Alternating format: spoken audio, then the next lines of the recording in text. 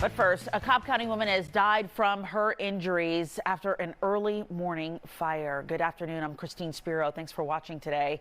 Firefighters rescued 3 people from the residence on Mary Oak Road in Marietta. As Fox 5's Deidre Dukes tells us, medics rushed 4 people to the hospital with injuries. Deidre is live with that information. Deidre.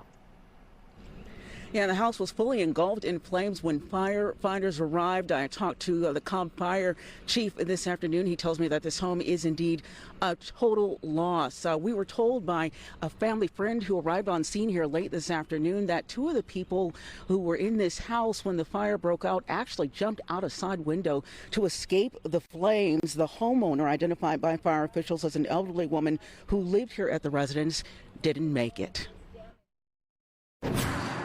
Just pray that we pull through. Cole Long returned to the scene of Wednesday's deadly house fire that claimed the life of family friend Nancy Martin and left 3 others hospitalized. Long said one of the victims jumped out of this window with her child to escape the flames. And they both jumped out that window, saving themselves, and she broke her back. A neighbor shared these images of the blaze. 3 explosions, pop, pop, pop. The flames were like 20, 30 feet high. Residents reported hearing several explosions at around 5 a.m. before discovering their neighbor's house was ablaze. When I came out, the house, the front of the house, the porch was completely in big flames. There were a couple of cars, playing the horn, trying to call the attention for the family inside because we were not knowing if they were still inside. Firefighters rescued 3 people who were inside the home when crews arrived. They did a great job, got in, and if these people have any chance at survival, it's because of the work of the men and women of the Cobb County Fire Department. Medics transported 1 child and 3 adults to the hospital. One of the victims was flown to Augusta Medical for treatment.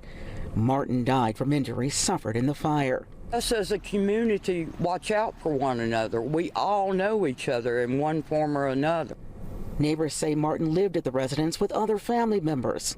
Their thoughts now with the survivors. I understand that maybe one lady has passed, but we hope that, because they had 4 or 5 children in there too, so we hope that they're not injured or too badly.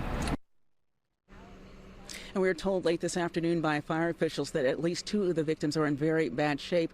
One of those victims, a 14-year-old, was transported, airlifted to the hospital in Augusta Medical this morning to be treated for severe burns. That's the latest here in Cobb County. Deidre Dukes, Fox 5 News. Deidre, thanks so much for the latest from there.